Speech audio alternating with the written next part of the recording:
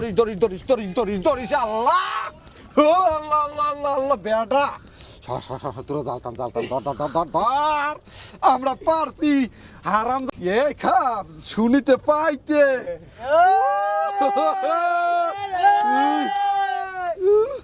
দেখছো মাছ থামো যাইও না আর পারবা না মনু আর পারবা না। সো চলে আসলাম পায়রা নদীতে।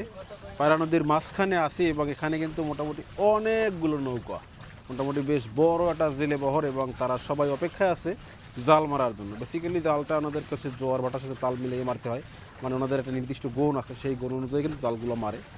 তো এখানে হচ্ছে না, যারা আছে সবাই অপেক্ষায় আছে, যখন প্রপার টাইম হবে তখন একের পর এক একজন হচ্ছে একের মানে পিছনে সিরিয়াল অনুযায়ী হচ্ছে জাল মারবে।